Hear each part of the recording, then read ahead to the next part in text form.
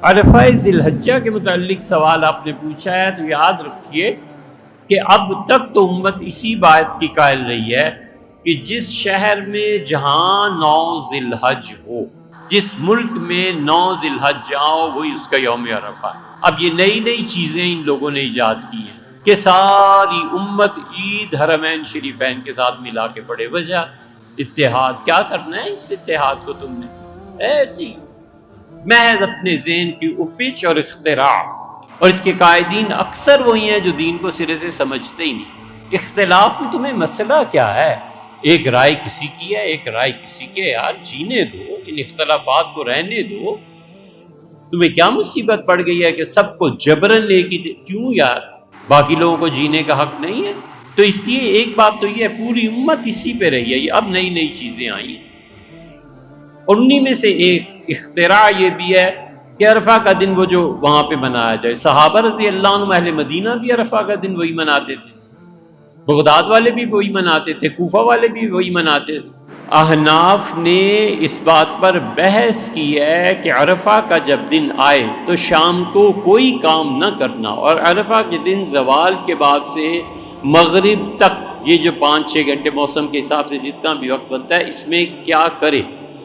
کچھ حنفی فقہا اس کی اجازت دیتے ہیں، وہ کہتے ہیں یہ جو پیریڈ ہے 5-6 گھنٹوں کا، جو بھی موسم کے حساب سے، عرفہ کے دن اپنے گھر پہ عبادت کرنی چاہیے، کیونکہ اللہ اس دن عرفہ والوں پہ جو نظر کرتا ہے تو امید ہے یہ جو عرفہ پاکستان کا ہے، انڈیا کا ہے، کسی بھی ملک کا ہے، اس پہ مہربانی کرے۔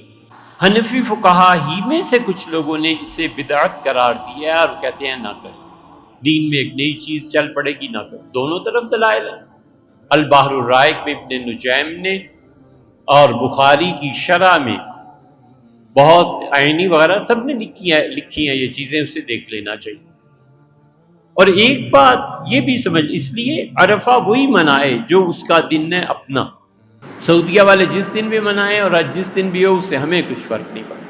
ایک بات یہ بھی یاد رکھنی چاہیے، اصل میں تو یہ ہماری غلطی ہے، ہمیں یہ بات بیان کرنی چاہیے تھی ذی القعدہ میں یا پھر حج سے پہلے۔ یہ بات ہمیشہ کے لیے مسئلہ یاد رکھو کہ جو تکبیرات ہیں نا، 1 ذی الحج سے لے کے 13 ذی الحج تک، یہ ایک ترانہ ہے، یہ ایک خاص چیز ہے جو اللہ نے امت کو عنایت فرمائی۔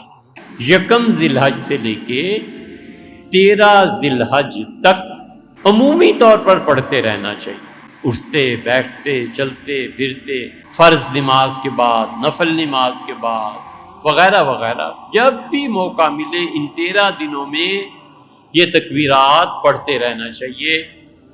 بخاری میں آیا ہے، صحیح بخاری میں، کہ عبداللہ ابن عمر اور حضرت عبداللہ ابن زبیر اور یہ حضرات صحابہ رضی اللہ عنہ، ابو ہریرہ رضی اللہ عنہ، یہ نکلتے تھے مارکیٹس میں، بازاروں میں، اور یہ تکبیر اونچی آواز سے پڑھتے تھے، اور لوگ ان کے پیچھے پڑھنا شروع ہو جاتے تھے۔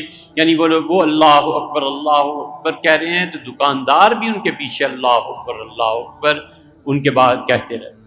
اسی طرح جب یہ چلتے تھے عرفات وغیرہ کے لیے تو یہ لبیک اللہم لبیک پڑھتے تھے، اور لوگ بھی ان کی آواز میں آواز ملا کر پڑھتے تھے۔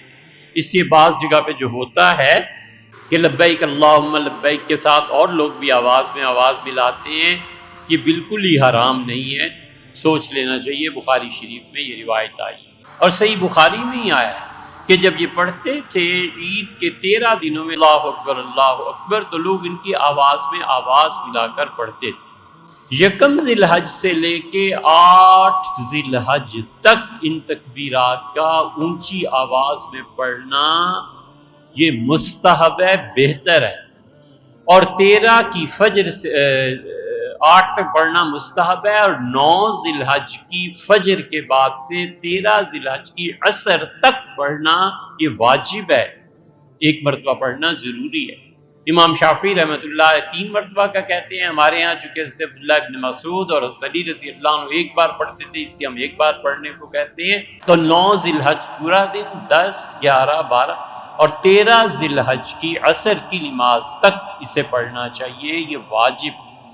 اب اگلی بات سنو جو شاید کبھی بھی نہ سنی ہو، اور شاید اسے کسی نے لکھا بھی نہ، ہمارے شیخ ابن تیمیہ رحمۃ اللہ علیہ ہے شیخ الاسلام ابن تیمیہ رحمۃ اللہ علیہ نے اپنے فتاویٰ میں اس ٹاپک کو چھیڑا ہے، اور شیخ تو بادشاہ تھے، علم کے بادشاہ تھے، سمندر تھے علم کے شیخ۔ وہ جس موضوع پہ بات کرنا شروع کرتے تھے لوگ دانتوں میں انگلیاں دے لیتے تھے کہ اس آدمی کو یہ بھی آتا ہے اور یہ بھی آتا ہے اور یہ بھی آتا ہے۔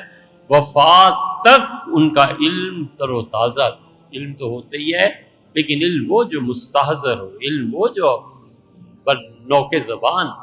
اور شیخ کو غصہ بھی ایسے ہی آتا تھا، نال در آتش کی طرح۔ علم بہت ہو گیا تھا، بہت زیادہ۔